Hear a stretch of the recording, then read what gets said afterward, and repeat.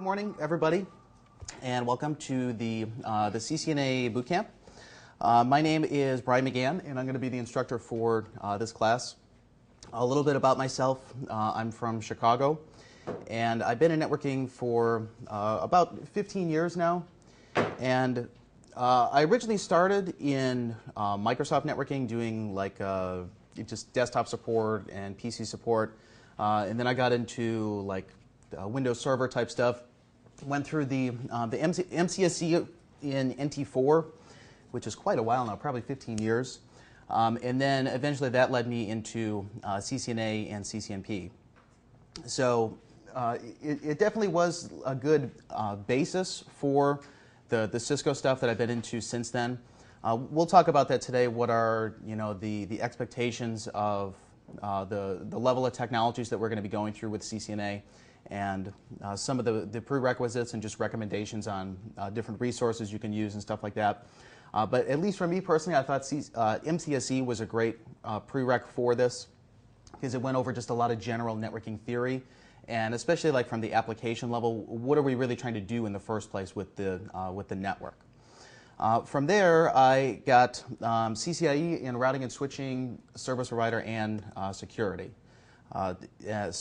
And for any questions that you guys have, my address is there. It's bmcgann@ine.com. I'll put this up on the whiteboard later as well.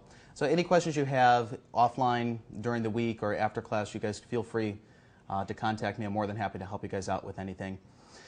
The only one thing I do want to mention is that the actual CCNA exam, or essentially any of the Cisco exams, there's basically an agreement that you sign that just says don't tell people what the actual questions are. So we're not going to talk about what are the actual questions on the exam, but we'll talk about all the technologies that are within the scope. So pretty much anything is fair game. Feel free to ask me anything you want, whether I'm doing the lectures or whether we're working on lab time. I'm more than happy to answer questions. That's what I'm here for. Now, along with that, class participation is key. So really, the more questions you ask, the more that you're going to get out of class.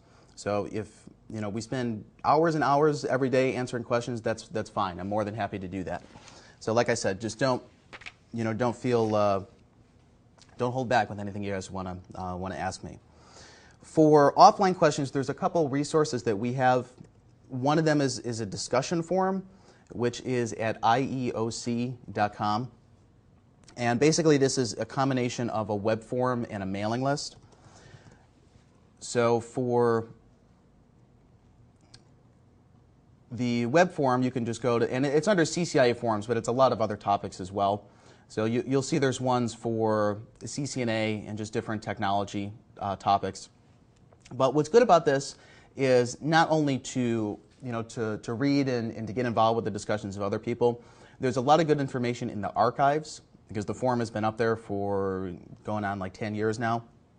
So if there's a particular technical topic that you want to get more information on, usually you can go through the search and search for a particular keyword and get some good information on that.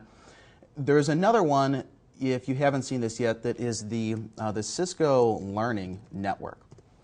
It is a really good forum for these type of discussions that is a little bit more targeted to this type of level, like CCENT, CCNA, CCNP type level. So there's a lot of good information here. The only one thing I don't like about this one is that you can't reply through email, which is one of the features that our forum has, IEOC. So if you can go through the web and read all the posts and reply there.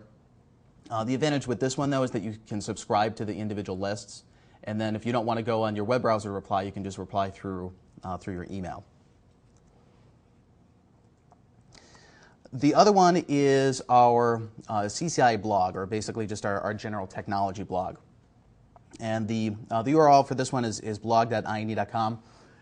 Main idea for this one is technical write-ups on different topics. Some of it is a little bit more advanced than what we're going to be talking about this week. But if you go to our website, which is ine.com, you'll find links at the bottom. You'll find links for both of them. So this one is going to send you to the blog and then to the online community, IEOC. So we'll talk about this as we go through the different topics throughout the week. What are different resources that you can get access to? Because pretty much 99% of this stuff you could figure out just by going through Cisco's documentation, by going through different online resources. Since this certification's been around for so long, there's so many different resources that are available for it. Now, almost to the point where it can get overwhelming to figure out how do I really narrow down my scope of what I need to learn for this, or even more so, what do I need to learn in order to apply this in the field? So we're going to take, like I mentioned, a little bit more practical approach to these topics, where I will be going through the theory for the topics, which is definitely important to understand, like how do local area networks work, what's the difference between that and a wide area network, how does layer 2 switching work, how does layer 3 IP routing work, but also the configuration. So we're going to go through a lot of practical examples on the Cisco iOS command line and the switches command line. You can also make these changes through a web interface GUI, which is called the Cisco SDM, which is the Router and Security Device Manager. So we'll look at some examples of using this, which is kind of like a wizard for configuring the routers and the switches to do some of the basic operations. But most of this we're going to spend on the command line interface, which is like a telnet interface where you're typing commands in and then the router and switch is sending you feedback on it. Now, like I mentioned, one of the big problems that I had when I was first learning this stuff is you can read through the documents, you can read through a lot of resources that say, you know, these are the commands you need to enter in order to accomplish this. But then once you do that, how do you know that it's really working? And how do you tie together that theory and the configuration to see how it really fits together? And that's going to be the second two portions we're going to focus on, is verifying all this stuff.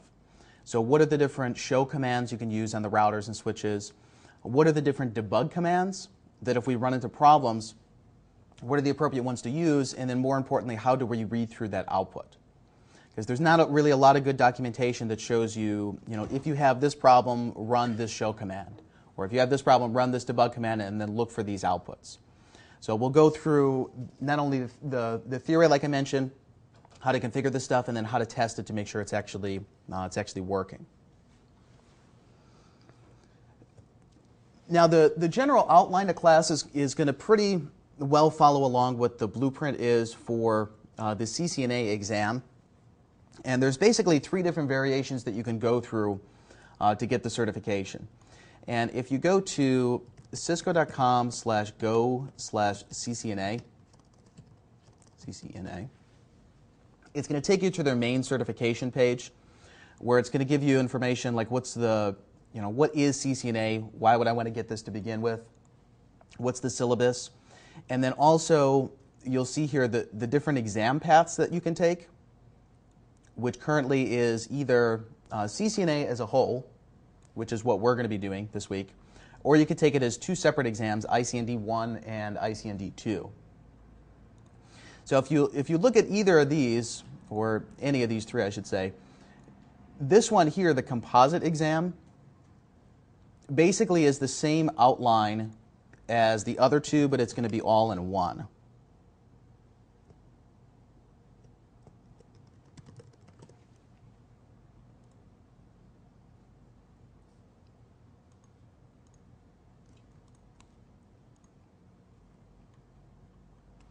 So here, if you go to Cisco's website and you need to log in, you can create an account if you don't already have one. But then it tells you some just general information about the exam. If you've never taken a Cisco exam before, or never taken another networking exam or IT exam like Microsoft or something similar, then you probably want to spend some time going through the exam tutorial, which just shows you the format of it, like the multiple choice questions, drag and drop questions, just the basic interface of what the exam is actually going to look like. But mainly, what's important here is what are the exam topics. So what are the technologies that we need to talk about within the scope of CCNA?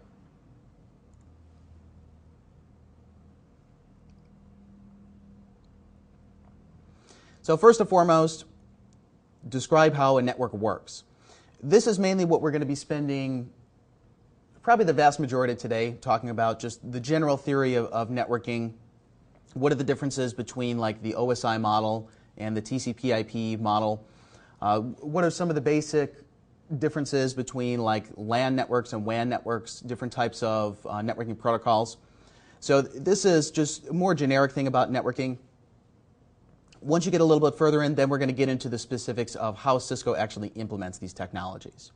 So how do you configure switches? How do VLANs work? How does spanning tree work? Also with IP addressing and IP routing. So we'll talk about things like subnetting, different services for IP like DHCP servers, DNS servers. We'll look at a lot of examples of these. Some of these you'll see specifically it says like configure DHCP and DNS, but then do it both on the command line interface and SDM. So we're going to look at a number of different variations of this. What you may also find is you're getting into a little bit more of the advanced features of this. Let's say, for example, you don't know how DHCP gets configured, but you have a general idea of what is DHCP to begin with. When you're learning this stuff on the command line first, a lot of times it's hard to figure out what are the individual commands you need to do to get this functional. And that's where the SDM really is going to help you a lot. That it's kind of a wizard that just walks you through, what are the different options you need to configure this technology. But then you can kind of work backwards from there. So we'll look at some cases where we go through the web interface of the SDM, but then look at what's the result of the commands that it used on the CLI or the command line interface to actually do that. Next one, configure, verify, troubleshoot basic Cisco router operations. Okay, we'll actually talk about this stuff before we get into the configuration of the other topics, because this is just like, how do you get into the router? What are the different types of connectors you need to use to talk to it? How does the basic iOS interface work, which is going to be for managing the routers and for managing the switches? Then we'll talk about network security a little bit, including access control lists and network address translation, where access lists or ACLs, this is used for security in the network, where network address translation or NAT, this is going to be used for like larger scale implementations of addressing. Then we'll talk a little bit about WAN links, like what are the difference between the frame relay protocol and PPP or HDLC. This isn't really a huge focus of the CCNA curriculum. More they're just trying to get you to figure out what's the difference between where the majority of our topics go, which is in the LAN, and then what's the difference between that and the WAN, and how does that change some of the design and the operation of the network. So it's going to pretty fairly closely follow that along. So today we'll mainly talk about what are the different pieces that make up a network. How does that fit into the different models that they've come up with over the years, and why would you want to even use that to begin with? Okay, this one, the OSI models and the TCP/IP models, I think it's a requirement by law that every book that's written on networking, you have to start the first chapter that talks about the OSI model. So if you've been in networking before, you may have seen this stuff, but in the long run, it is actually important, especially when we get into like troubleshooting the network or to look at how do we build the network in a structured fashion. It actually is good a lot of the times to fall back to that layered approach that the OSI or the TCP/IP models define. We'll also talk about some of the different requirements of network applications and then how to interpret network diagrams and try to visualize what should be the end result of our network design, or what should be the end result. Like if I go to browse a web server, from behind the scenes point of view, how does that actually work as it goes through the different devices in the topology or different devices in the network? We'll then talk about the LAN switching, get into some specifics of the configuration of the Catalyst switches with Ethernet. Then, as I mentioned, IP addressing. We're going to focus mainly on IP version 4 this week, but we will talk about the newer version of that, which is IP version 6. Then routing is going to be a pretty big focus as well. What are some of the different dynamic routing protocols like RIP, EHRP, and OSPF? Why would you want to use one versus the other? And how that's going to affect the some of the network design. There is a little bit of focus on wireless for this exam. There is a separate wireless CCNA certification, so it's more just touching on the general idea of what is wireless. Then if you want to get more information on that, they would point you towards the wireless track. Same thing is going to be true with security, where we'll talk about some of the basic requirements of security in networks, but most of that, if you want details on it, you would go towards CCNA security, and then eventually CCNP security, CCIE security.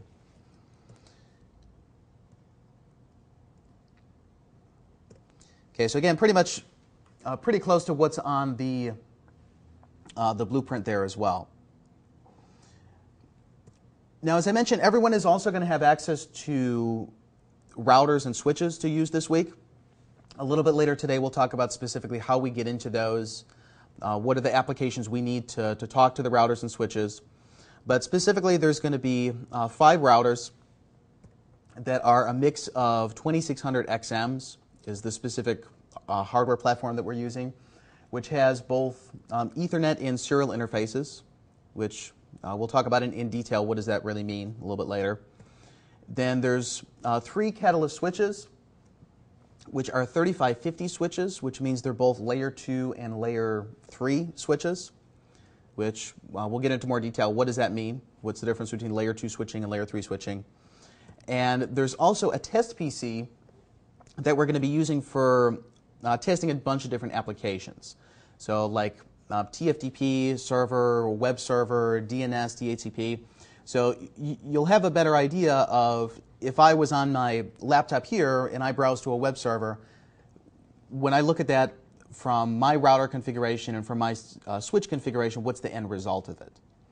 Because sometimes if you look at just the network on its own, like build a network with just switches, with just routers, you can't really visualize what's the end result. And really the end result is always going to be based on what is the application doing. Because the whole point of the network is to somehow service the applications, whether that's like web browsing or financial data or phone calls that are going over the IP network. Ultimately, what we're worried about is the actual application. So as I mentioned, the rack access is going to be 24/7 availability. So later this evening or any time throughout the week, if you want to go back through some of these examples, you'll have access to do that as well. Now, some of the resources that we're going to be going through, I want to talk about just some of the recommended readings for after class that you would want to go back through. And then also, we're going to be spending a bunch of time this week on Cisco's website, which if you've spent much time on it before, you'll see it's not very self-explanatory how to actually navigate through it and how to find information on there. But the thing is that there's so many free resources that you can find just by using Cisco's website and by knowing how the information is categorized. Pretty much everything you could need to know is going to be on there. Now, whether it's going to be as neatly written as like these introductory CCNA, like the ICND and ICND2 books, depends on what particular topics we're looking at. But we will spend a bunch of time navigating through the website, looking at how the documentation works. How can you find information about the actual hardware? Like if I'm trying to figure out what kind of router do I need for this application, we'll look at how to go through that as well. Now for recommended readings, ones that are specific to the exam mainly is going to be this one that you see the printed set there, which is the Cisco Press CCNA Certification Library, it's called. And there's actually 2 versions of this. The one that we have is this one here that's by Wendell Odom, who writes a lot of the different titles for Cisco Press. He's a really good author, puts a lot of the stuff into very plain language to make it easy to understand. But basically what this is the 2-book set that covers both the ICND-1 and the ICND-2 exams. Now you'll see that some of this is going to be pointed towards the theory, like what is networking, what are switches, what are routers. But the key is that this is specifically for the exam. So a lot of times you'll see topics that are very specific to passing the exam, not the actual questions, but just the type of specific information that you need for the test. What we're going to be mainly focusing on this week is the technologies, where if you understand the technologies, then you should be able to pass the exam because, regardless of how they format the question, if you really understand how switching works or you really understand how routing works, then it's not really going to be a problem. But this two-book set is really good. There's another one that is the self-study guides, which is kind of similar to this, CCNA self-study.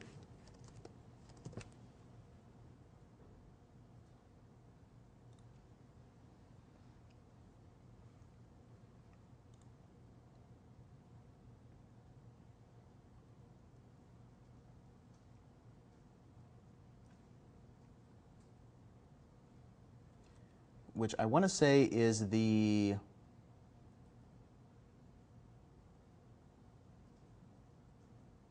CCNA preparation library. So they separate into two different categories, where this one is learning the topics and then this one is preparing for the exam. So the book set that we have here is the one that's specifically geared towards the actual exam. This one here, the preparation library, is a little bit more general, that focuses more just on the technologies of networking. And you could use this to prepare for the exam, but like I said, the other one is a little bit more focused towards the format of the actual questions. Another thing that a lot of people use is different types of practice questions or practice exams, flashcards. You'll find that there's a couple CDs that are in this book set that go through practice exams. This is going to basically be your very last step in the preparation for the exam. So maybe the week or two before you schedule the exam, go through a couple of these practice exams just to see the formatting of the questions. But you don't want to spend too much time here before you go through the theory.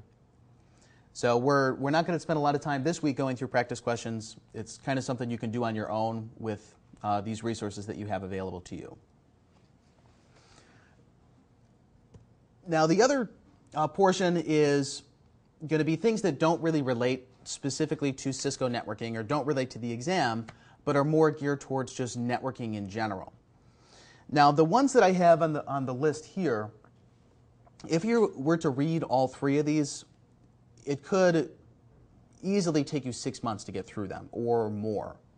So a lot of them are really detailed texts, which are kind of like almost like college level texts that are related to networking.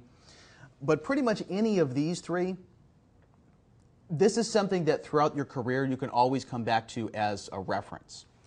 And if you look at any of these three, like let's say on like Amazon, the interconnections, bridges and routers, or bridges, routers, and switches. Pretty much all three of those that I have on the list have 5-star ratings anywhere that they sell the book. And you'll see that a lot of them are older texts. I'm not sure where it says this one's from '99 and this is the second edition. But the key is the stuff that these texts cover, they don't change. So it's the same stuff that's been going on in networking for the past 20, 25 years, where, like this author, for example, Radia Perlman, she wrote what's known as the Spanning Tree Protocol Algorithm, or STP. So this is one of the topics that we're going to be talking about this week. But the key is that she wrote this book about switching, and every switch that runs Ethernet runs this protocol that she wrote. So pretty much she's the expert on what this is. The same is going to be true with the other two, the internetworking with TCP/IP and TCP/IP Illustrated. These two authors, one of them is Douglas Comer, and the other one I can't remember offhand. Let's see, internetworking with TCP/IP. And I'll get everyone a copy of these slides afterwards, so you don't necessarily have to write all the like the books and stuff down. This one here is really good, which talks just about the general theory of TCP and the general theory of IP. We'll go into a lot of specifics of this this week. But this is part of a series where this one just says, what's the general theory behind IP networking? What are the protocols that make up what we call the IP stack, or the TCP/IP stack? From here, he goes on to a couple more books, which are the actual implementation, like from programming code, how do you write IP for my web client in order to talk to your web browser? So depending on where you want to go, like in your career of networking or in the field, if you were to get into actually designing applications and designing programming, then there's a lot more detail that goes into this, the volume 2 and the volume 3. In this case, server programming and applications, BSD socket version. So this means, like, how do you actually implement IP on Linux or Unix? Same is going to be true of the other one, which is TCP/IP illustrated. TCP illustrated, which is by this gentleman, Richard Stevens. So he has another set that's similar. The first book just talks about what are the protocols that make up IP. So what's the theory behind them? What are they supposed to do? Then the ones beyond this go into the actual implementation, so like the programming logic behind IP. And then further than that, transactions, this is like the applications. HTTP would be for web servers. This one is for time. This is network time protocol. Or actually, NTP, that is for network news. But the key is that these three in general are kind of like the Bibles that come along with IP networking. So you wouldn't necessarily have to read all three of them, but if you pick up one of them, you can always use it as a reference throughout your career. And for a lot of the details that you would want to know, like we'll talk about today in the OSI model, what are the different, what are called the packet data units or the protocol data units that make up like Ethernet versus IP. If you wanted to see actually what does that look like from a programming point of view, these books would be the type of resources that would use. So that level of detail we're not going to get into. We don't need to look at, what does an IP packet look like? What does an Ethernet packet look like? There's tons of resources that you can see after class to go through that. But keep these in mind. Once you go through the general Cisco Press stuff, if you want to get more information on it, then I would definitely recommend to go through at least one of these three. Okay, we'll also spend some time going through what's some of the technology information that's available on Cisco's website. So if you go to Cisco's main website, one of the main sections is here under support. This is where a lot of the product documentation that they have is, and a lot of the general technology documentation. So if you were to go to support and then go down to the bottom of the page here, there's a link that says configure. Now I'm not going to go through all of the details of this right now, but as we go through different topics, like as we get to IP routing, as we get to layer 2 switching, this here is where Cisco documents how do you use all of their products and how do you use all of the technologies within the scope of their specific implementation. So how they do OSPF routing versus how another vendor does, or how they do LAN switching versus how someone else does.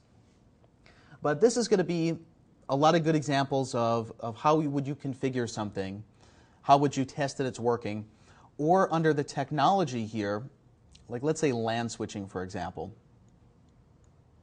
Technology, LAN switching, then Ethernet. All Ethernet, and then all technology information. So from here you'd find a lot of links that go to external resources.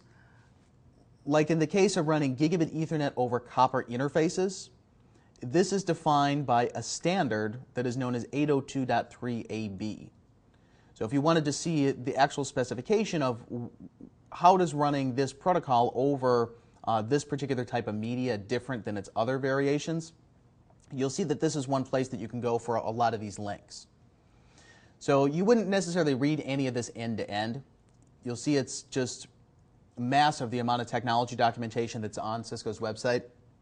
But the key is that if you know how to get through some of these pages, then you may be able to find some of the answers that aren't as clear in some of these books or some of the other resources that we're going through. So as we get to the specifics of these different protocols, we'll go through the technology documentation. So a couple key things that it's going to show. One is going to be frequently asked questions, which talks about what are some of the common problems that people run into in the field. If I'm implementing LAN switching, what are the common problems I need to look out for? And then what are the ways that I can get around this? Same is going to be true of like IP routing, the different IP routing protocols. The other one is going to link to different types of standards. Like I mentioned before, the gigabit Ethernet was defined by 802.3 AD, or actually AB, I believe it was. But these may be some of the questions they would ask you in the exam. What's the standard number for gigabit Ethernet? What's the standard number for gigabit Ethernet over copper? Okay, this is the type of stuff that practice questions are going to cover. We're not really going to spend a lot of time trying to memorize stuff like this week. Okay, you'll also see they go through design guides, which there's a couple that we're going to look at when we get to the LAN switching and then also the routing, that are good to kind of give you an overall picture of how does everything fit in together. So why would I want to use OSPF versus EHRP, or why would I want to use these particular variations of layer 2 networking versus layer 3 networking? And even if you don't get into all the nitty-gritty details behind the individual technologies, it's just a good umbrella to figure out, what's the overall idea of why you would want to use this in the first place. Okay, we'll also spend some time going through the actual product documentation that talks about how do you actually configure these different features in the routers, how do you configure them in the switches. This is going to be made up of a couple different portions that we'll go through. The mainly two portions we'll look at. One is called the configuration guides, one is called the command reference, where configuration guide says if I want to implement a DHCP server, this is the individual steps you need to go through in order to do that. Where the command reference would say, if you issue this specific command, this is what it's going to do, and then these are the different options that you can change on it. So they'll have different uses depending on exactly what we're trying to accomplish, but the more familiar that you get with the configuration guide and the command reference, a lot of questions you'll be able to answer yourself just by going through the number of different documentations that they have.